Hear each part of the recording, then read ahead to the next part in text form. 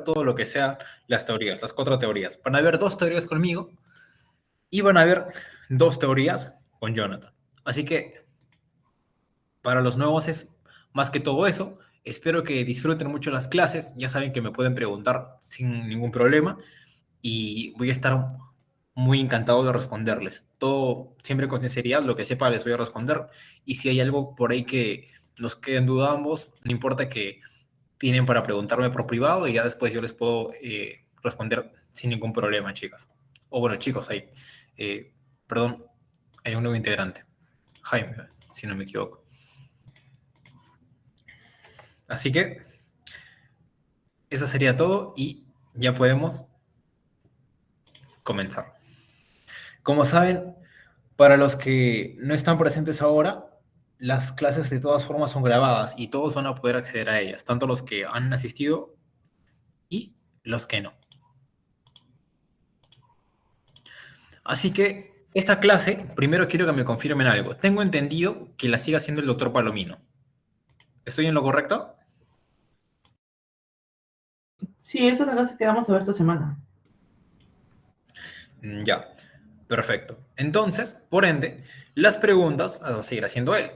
Y casi siempre te saca 2 o 3 preguntas de estas primeras partes, de todo lo que, de todo lo que tiene que ver con la parte genética, ¿sí? Así que vamos a la formación del sistema reproductor masculino. Tenemos el XX. Ustedes saben que cuando un espermatozoide, el espermatozoide del padre, tiene la carga XX, significa que el bebé va a tener un sexo femenino.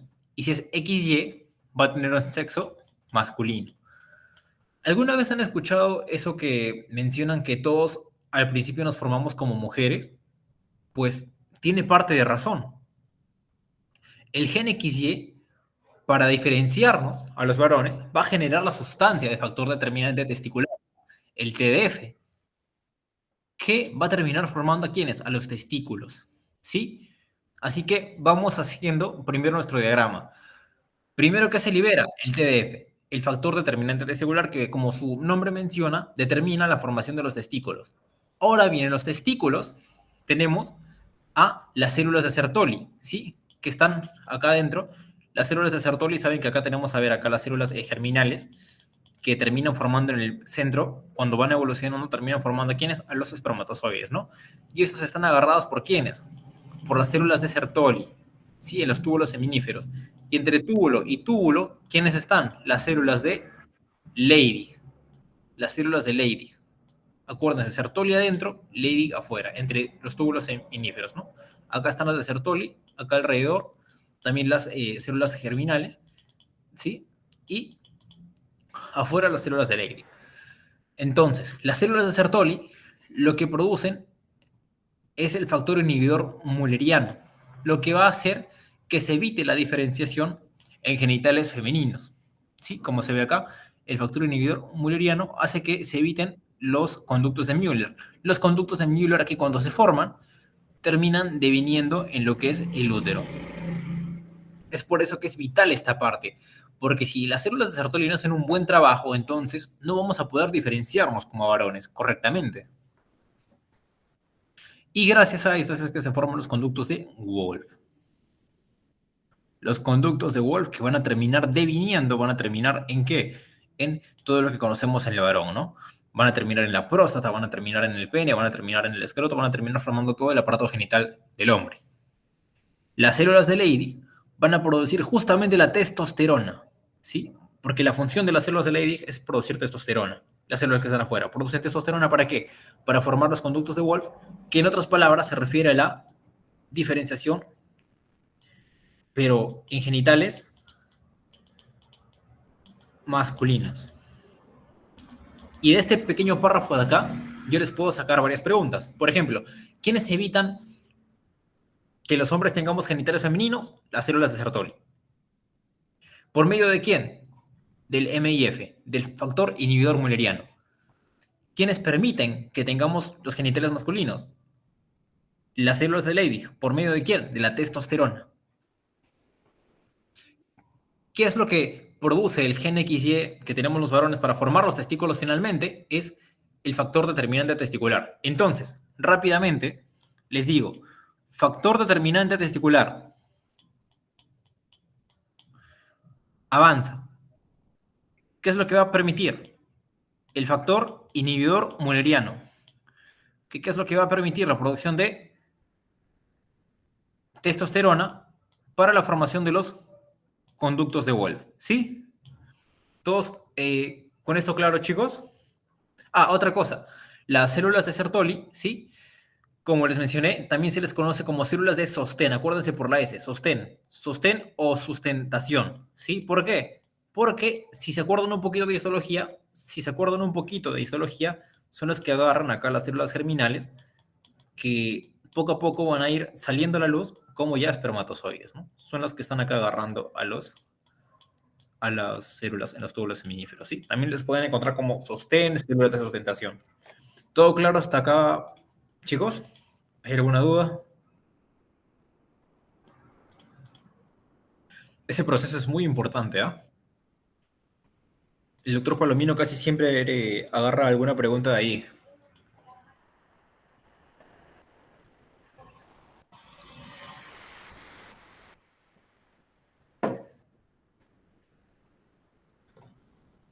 Bueno, como no hay ninguna pregunta, me imagino que todo está claro. Entonces, van pasando los meses y los testículos comienzan a descender. Primero, obviamente, se forman dentro del abdomen, ¿sí?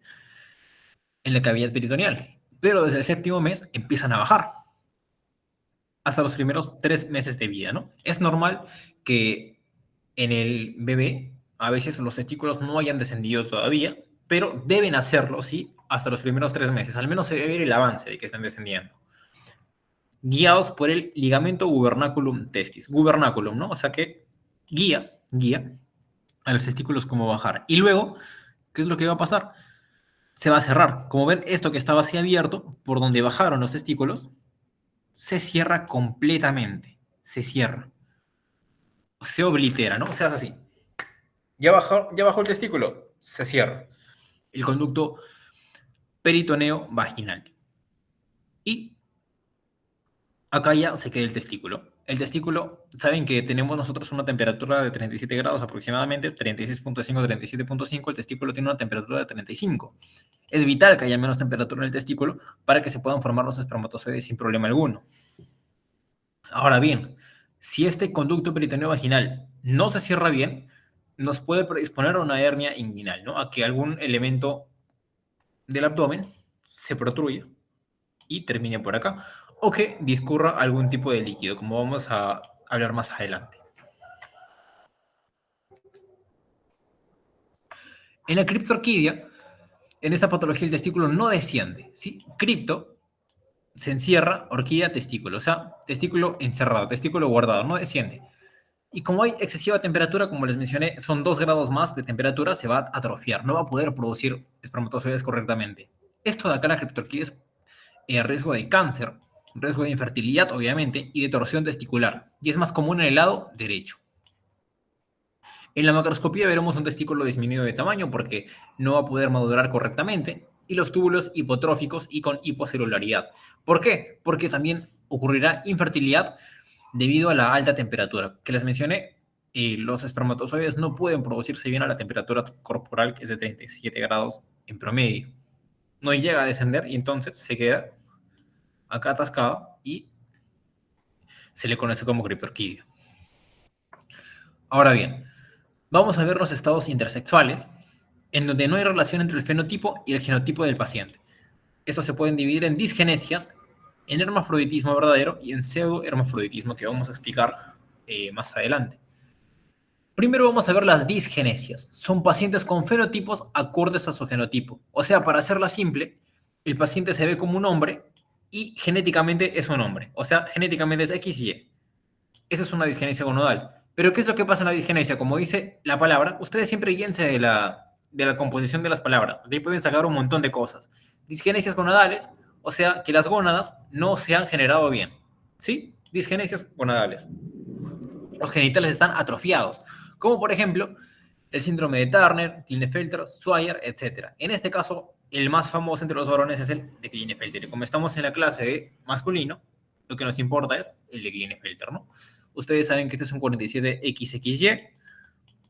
El varón es bastante alto, ¿sí? Tiene ginecomastia, tiene mamas, tiene poca virilidad, disfunción eréctil, tiene la voz más aguda, no tiene muchos caracteres secundarios desarrollados, no tiene tanto vello púbico, y si tiene vello púbico es en una distribución ginecoide, como si fuese el vello púbico de la mujer.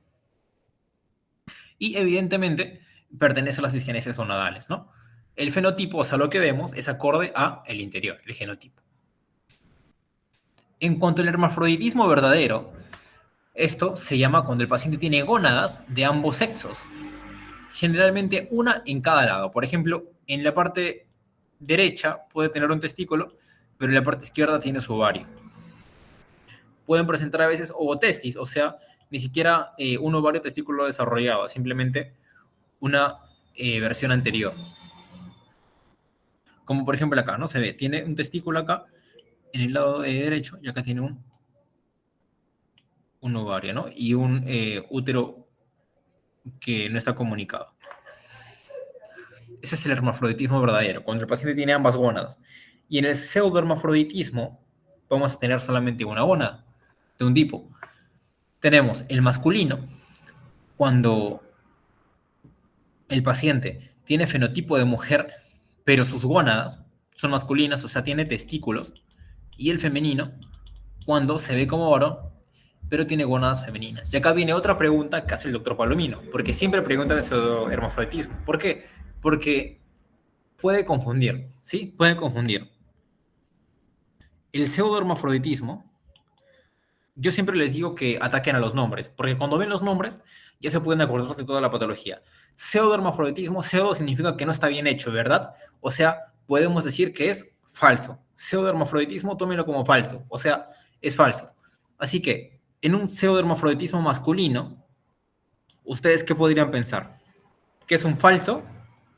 Masculino es un falso hombre. ¿Qué significa que es un falso hombre? Significa que aparenta ser una mujer, pero en realidad es un varón, ¿no? Por dentro tiene testículos. Tenemos el pseudohermafroditismo masculino y el femenino, ¿no? El pseudohermafroditismo femenino, que es como una falsa mujer también. Aparenta ser un varón, pero tiene ovarios. El pseudohermafroditismo se puede dar en varones, se puede dar por defectos en la formación de las células de Leydig, ¿sí? Que recuerden que eran las que producían testosterona, o insensibilidad a la testosterona. Y como hay insensibilidad a la testosterona, en este caso, el paciente, el bebé, solamente recibe estrógenos. Y como tiene tanto estrógeno, entonces termina siendo una mujer prácticamente. Por una falla en la enzima alfa reductasa, ¿no? Que se debería encargar de procesar la testosterona. Así que, bueno, en todo caso, otra forma también de recordarles que el pseudohermafroditismo masculino es justamente un varón, o sea que los genes van a ser XY. De esa forma creo que lo pudieran recordar mejor. Si ven en el examen pseudohermafroditismo masculino, ustedes saben que este paciente tiene genes XY, pero fenotípicamente se ve como una mujer. Guíense de los genes. Si ven pseudohermafroditismo femenino, ustedes saben que sus genes son XX, su genotipo es XX, pero se ve como un varón.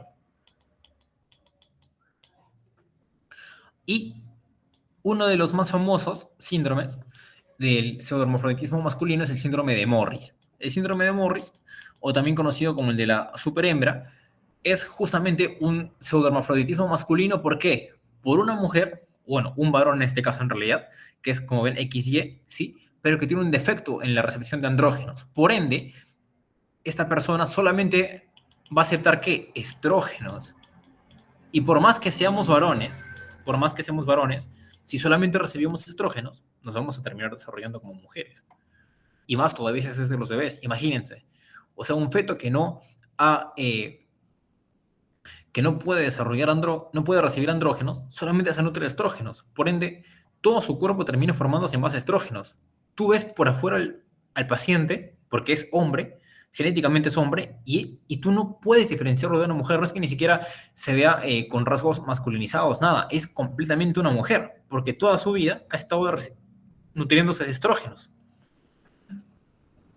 La testosterona libre, como se aromatiza a estrógeno finalmente, resultando en no solo desarrollo de pechos, como dice acá, sino en todos los caracteres secundarios, ¿no?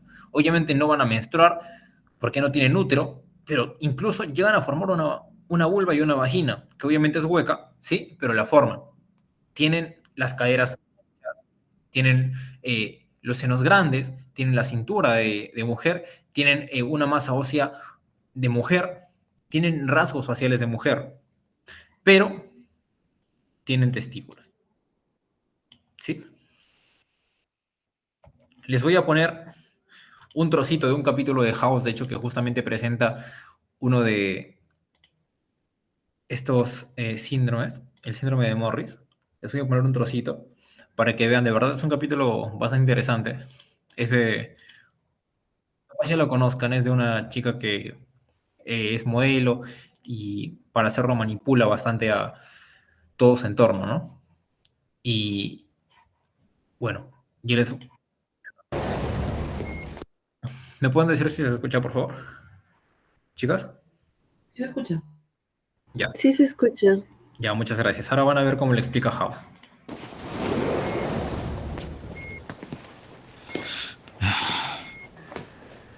Encontramos un tumor. ¿Ella tiene cáncer? En teoría, no. Entonces no es cáncer. Sí, es cáncer, pero él tiene cáncer, sí. En su testículo izquierdo. Yo no tengo testículos. Ella no es hombre. Su ADN dice que se equivoca. Sapos y caracoles, perros con cola. Tiene pseudohermafroditismo masculino.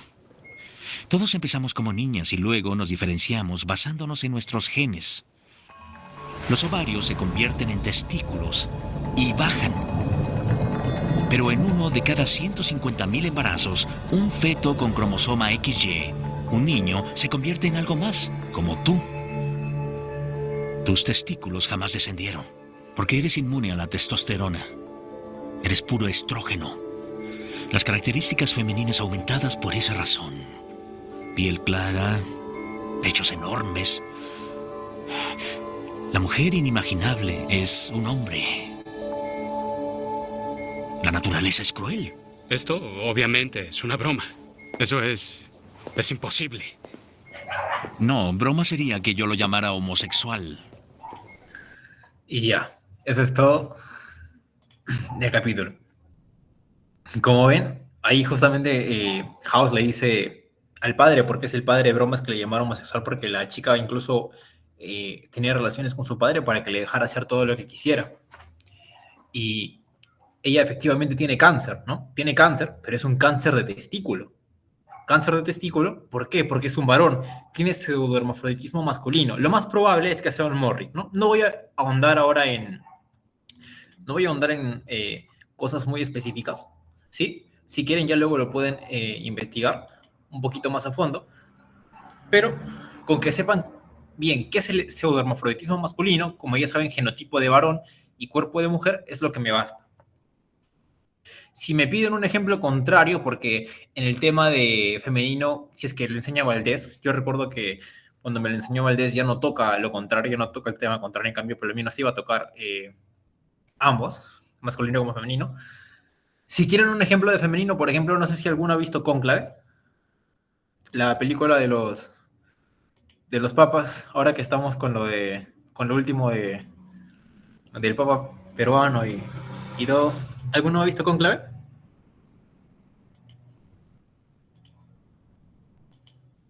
¿No han visto Cónclave? No, ya, no puede ser. Ya, la cosa es que en Cónclave, bueno, no sé si hacerles spoiler, pero creo que mejor no les hago spoiler. La cosa es que ahí se menciona un caso de su hermafroditismo femenino, ¿no? Justamente lo contrario. Un uno con genes de mujer y fenotipo de varón. Y justamente es algo similar porque también tiene un crecimiento normal, pero en este caso sería en el útero, ¿no? Cosa que los varones obviamente no tenemos. Y bueno, eso sería todo. Espero que hayan entendido muy bien esta parte porque muy fácilmente les van a preguntar sobre esto, ¿eh? Les digo que la probabilidad de que les pregunten sobre esto es muy alta, justamente sobre esta patología de pseudohermafroditismo. Y sobre la parte de formación también hay una probabilidad muy alta. Acá les estoy dando casi 2 fijas. Vamos a ver ahora la infertilidad. El hombre en promedio, por fisiología, el hombre en una eyaculación puede botar desde 1.5 a 5 mililitros de semen, ¿no? De espermatozoides. Los cuales tienen, ¿cuánto? Pueden tener de 100 a 300 millones de espermatozoides, ¿sí? Algunos con una cabeza y una cola, otros con una cabeza y 2 colas, otros con 2 cabezas y una cola, otros sin cabeza y una cola. Hay un montón de espermatozoides, pero la gran mayoría deben ser estos acá, ¿no? Los funcionales. Y en cuanto a la infertilidad, puede ser primaria, ya sea congénita, como por ejemplo, si les preguntan, podría ser por una disgenesia, ¿no? Por un Klinefelter. O secundaria, por enfermedades posteriores, por nuestros hábitos, como lo puede ser el alcoholismo, como lo puede ser el tabaquismo, como lo puede ser la obesidad. Por eso sirve el espermatograma, ¿sí? Muy común en cuanto a la fertilidad, evalúa la motilidad, la viscosidad, el número y el volumen del semen, ¿no? Menos de 15 millones de espermatozoides por mililitro, ¿sí? Se considera oligospermia. ¿Cuánto es lo normal? Por mililitro, lo normal, saquen la cuenta, ¿no? 5 mililitros, 300 millones, lo normal es aproximadamente 50 millones por mililitro.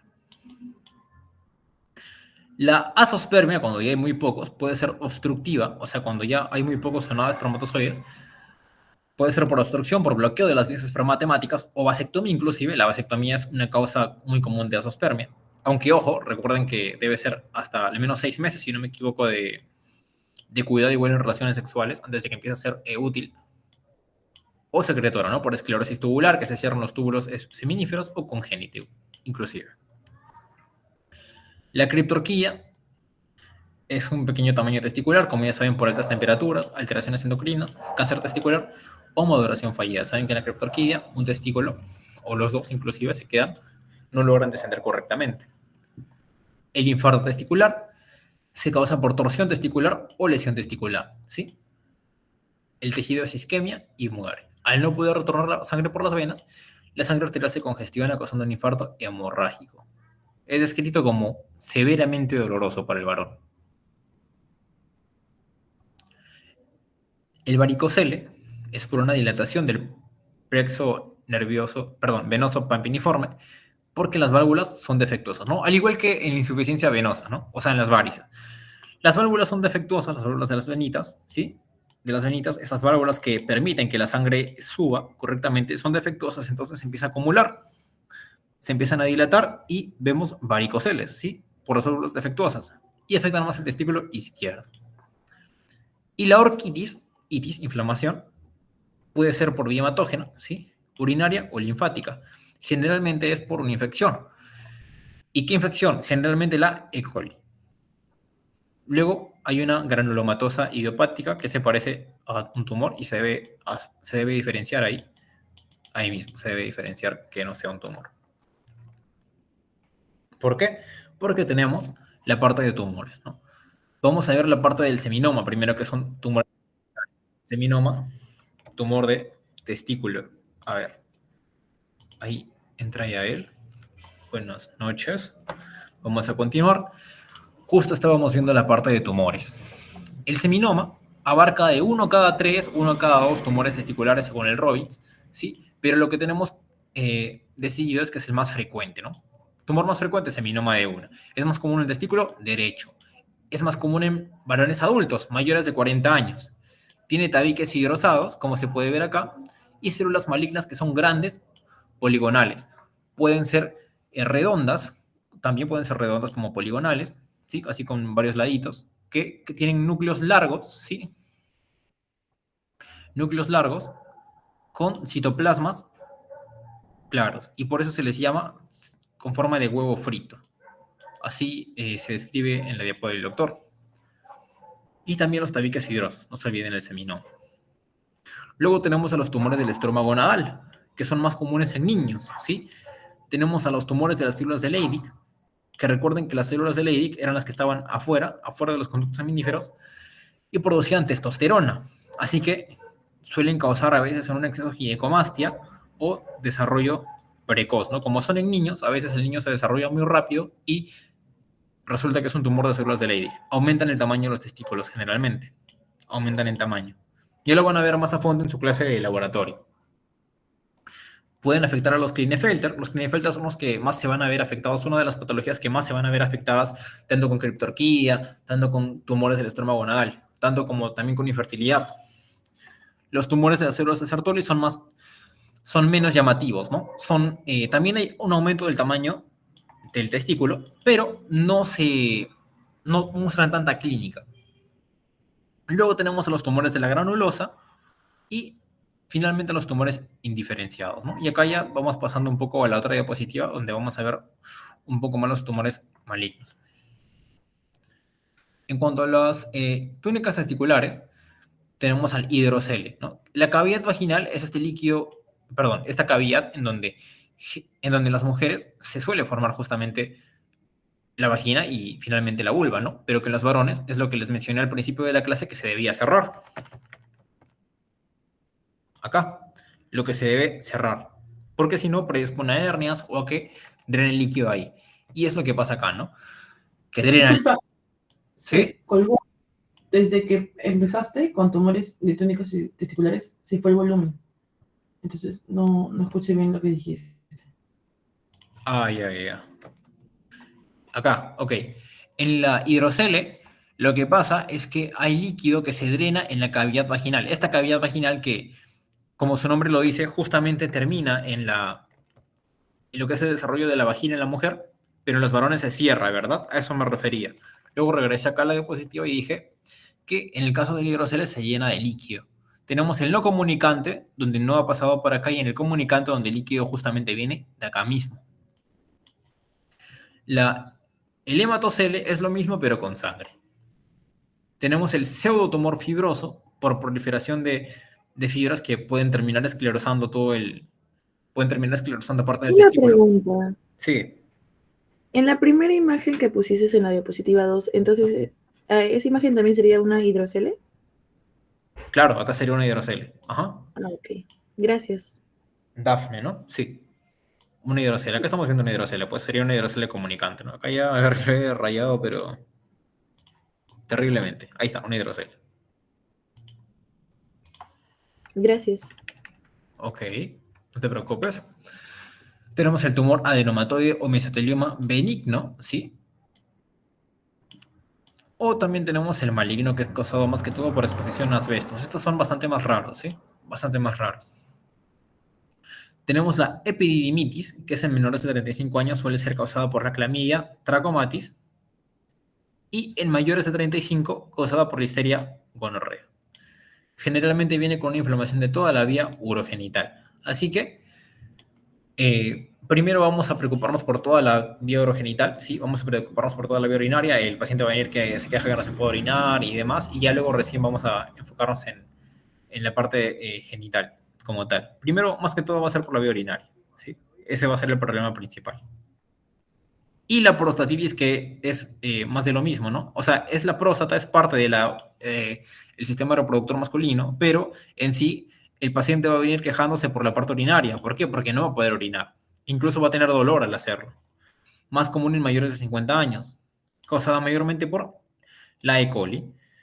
Si llega a ser crónica, ojo, o granulomatosa, acá vamos a pensar en TB. Por nuestro medio vamos a pensar en TB. Si inflama la próstata, entonces la orina no puede bajar. Vamos a tener disuria, ¿no? Que es dolor al orinar. Acá tenemos una diferenciación rápida de los tumores. Como ven, no es muy grande en el aparato reproductor masculino. En el femenino sí vamos a ver más tumores, que lo van a ver conmigo también. Células de Leydig, tumor de células de Leydig, mucha producción de testosterona, de Sertoli. Acá no hay producción de algo en específico, ¿sí? Tenemos al seminoma, que es el más frecuente, ¿sí? En mayores de 40 años. Y luego tenemos el carcinoma embrional, el teratoma, que es una producción también de cualquier tipo de tejido, coriocarcinoma testicular y tumores en forma de huevo, ¿no?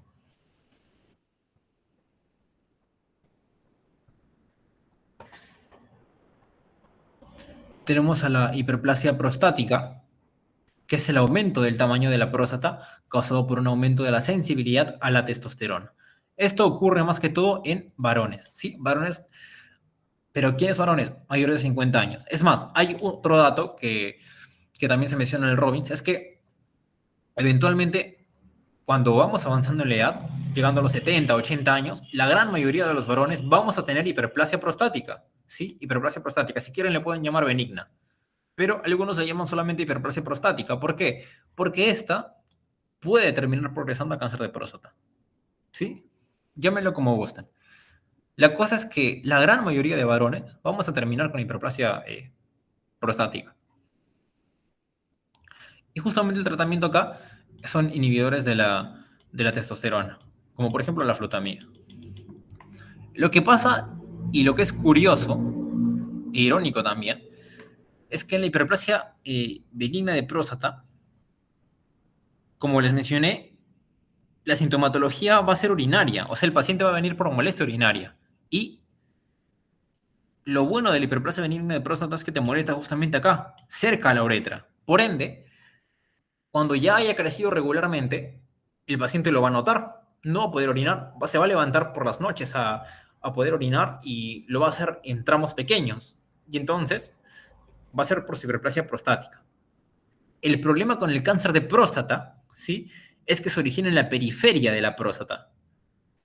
Por ende, va a ir avanzando en la periferia, va a llegar a la parte media, y cuando llega recién a causar sintomatología, a veces ya puede ser demasiado tarde porque se puede haber infiltrado y ya puede haber metastatizado. Es el segundo cáncer más frecuente en varones, solamente por detrás del cáncer pulmonar. Y justamente por eso es que es muy fregado.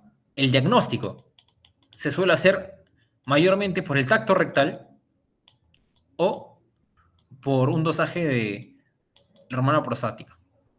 El antígeno prostático, perdón, o el PSA. Tacto rectal o PSA es generalmente cómo se detecta este cáncer y no suele ser por que lo estemos buscando. Simplemente suele ser por alguna otra razón. Tenemos también la escala de Gleason que nos menciona primero cuando las glándulas son uniformes y pequeñas, luego cuando hay más estroma, cuando se empiezan a ver márgenes infiltrativos, luego masas neoplásicas y finalmente solamente formaciones de glándulas ya más monstruosas. Y ya para acabar, en cuanto a las patologías del pene, vamos a ver a las fimosis, cuando no se puede retraer bien el prepucio del glande. Esta es regularmente común, la fimosis. No se puede... A ver, acá está el glande, acá está el prepucio y no se puede retraer. Lo normal es que se retraiga más que todo en la erección y no se puede. En la parafimosis es cuando se logra hacerlo, pero el prepucio estrangula al glande, lo cual tampoco es correcto, ¿no? No puede estrangular el glande. En la hipospadia, como pueden ver, la uretra termina en la cara ventral del pene, o sea, termina por acá. Empieza a acabar por acá, que es lo normal, acaba por acá. Y en la epispadia acaba por arriba. En la difalia hay doble pene. En la balanopostitis hay inflamación del glande y del prepucio inclusive. En el condiloma acuminado son verrugas en el glande causadas por VPH y 16 y 18, virus del papiloma 16 y 18, y son factores de riesgo para desarrollar cáncer. El carcinoma epidermoide, cáncer de pene, suele ubicarse en el glande o entre el glande y el falo, también en el prepucio, como se puede ver acá. ¿Sí? Y también hay patologías donde a veces tampoco hay pene, afalia. ¿Hasta acá todo claro, chicos? ¿Hay alguna duda? Cuando no tienen el pene, ¿qué procedimiento se les hace? Esa es una muy buena pregunta, Dafne. Porque no pueden orinar, tengo entendido, sí, o ¿cómo harían? Cuando no tienen el pene, en todo caso, obviamente tienen que orinar, porque Si no, imagínate, no es compatible con la vida con que no pueden orinar. Así que ahí, si no me equivoco, lo que se les hace es una bolsita, ¿sí? Un procedimiento donde se conecta la vejiga, una bolsita exterior, para que por ahí pueda salir la orina, ¿sí? Obviamente, yo creo que más allá de lo vital, para un varón no tener sus genitales es algo bastante chocante, obviamente. Pero en cuanto a orinar, la solución suele ser esa, hasta donde tengo entendido. Porque en cuanto a trasplante de pene, tengo entendido que no es algo que se pueda realizar fácilmente. Gracias. Ujú. Igual, de todas maneras, si es que tiene testículos, obviamente puede tener descendencia, ¿no? Ahora bien, ¿me podrían ayudar? Bueno, ¿hay alguna otra pregunta, chicos? Si es que no es así, podríamos Oh, empezar a claro, claro. desarrollar. ¿Todo claro, Ángela? Ya, muy bien. Entonces podríamos empezar a desarrollar las preguntas. ¿Ustedes tienen alguna posible respuesta en estas acá?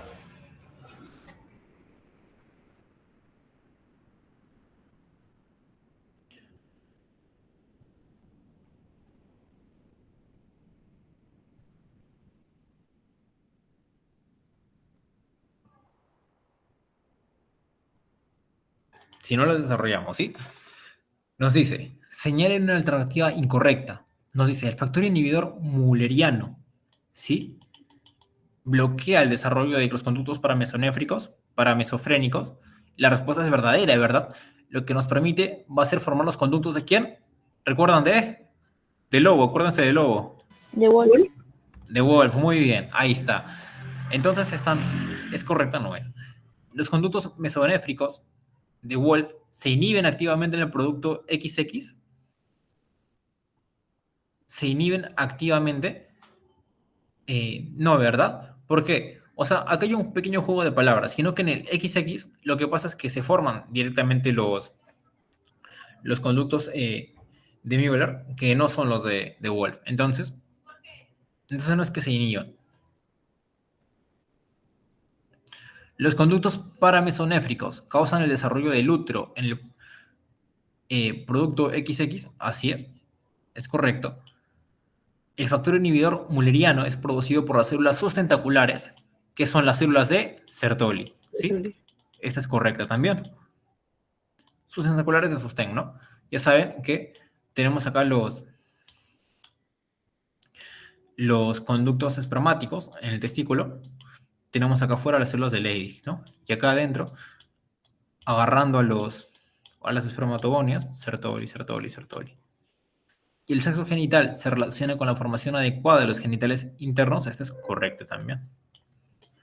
Si no se forman adecuadamente, estamos hablando de disgenesias gonadales, como la Klinefelter, que es la más ejemplar en este caso. Y sobre la hiperplasia de próstata, ¿cuál sería la alternativa correcta? Por ejemplo, no se reconocen con certeza los factores predisponentes. Esta es falsa. ¿Por qué? Porque sabemos que los factores predisponentes son ¿qué? Son la sensibilidad a la testosterona. En cuanto a algo externo a nosotros, también se comenta que la dieta que seguimos occidentalmente, porque la hiperplasia de próstata afecta más a la cultura occidental que a la asiática, es más visto en América del Norte, América del Sur, en Europa, se cree que es por la dieta que tenemos nosotros, que es más carnívora y también que tiene más grasas. Y también por el alcohol. Suele empezar en la zona periuretral de la próstata. ¿No es en la zona central, disculpa? En la zona central. Ujú. Bueno, tienes razón, en realidad tienes razón. Recuerda que acá está la uretra y acá está la próstata. Periuretral, ¿qué significa? Peri, o sea que está ahí alrededor, ¿no? O sea, todo esto de acá, periuretral. Ay, ok. Y la hiperplasia de próstata justamente comienza acá. ¿Quiénes comenzaban en la periferia? El cáncer de próstata. No te olvides, el cáncer de próstata comienza en la periferia y va extendiéndose hasta llegar acá. Y a veces cuando llega es demasiado tarde. Si no se trata a tiempo, ¿puede derivar en cáncer de próstata? Esta pregunta, de hecho, esta clave también es correcta. De hecho, acá tenemos doble clave. También es correcta. No necesariamente, no todas las hiperplasias derivan en cáncer de próstata, mas sí todos los cánceres de próstata van a comenzar con hiperplasias. Microscópicamente, persisten las células basales mioepiteliales. Ahí ya vamos a ver una pequeña transición, ¿no? Esto va a depender del inicio. No necesariamente va a estar siempre las células basales. Y puede presentar hiperplasia de linfocitos estromales, tampoco, ¿sí? Si bien es cierto, los linfocitos pueden estar ahí, a veces hiperplasiados, generalmente lo que van a, los que van a crecer van a ser las células de todo lo que respecta acá alrededor de la próstata. Todas esas células que justamente mide la escala de Gleason son las que van a agrandarse. Todas esas glándulas. Así que en este caso tendríamos como claves tanto la B y la C también es una posible clave. Así que esto sería todo por la clase de hoy, chicos. Conmigo van a tener una clase más de sistema reproductor femenino, así que nos vamos a ver allí. Y recuerden que después de las 4 clases de la unidad, vamos a tener un repaso final ya de más preguntas, de pura pregunta, para poder ver más a fondo qué es lo que les puede venir en su examen. Más bien, si me pudieran pasar un banco de preguntas de la segunda unidad, si es que ya lo tuvieran, les agradecería demasiado para ir revisando las preguntas, ¿sí? Gracias. Listo, gracias. Muchas gracias. Muchas gracias. Muchas gracias, chicos. Justo se ha entrado, Diana. Ya acabó la clase, pero la he grabado, así que no te preocupes. Hasta luego, chicos. Muchas gracias. Buenas noches. Chao.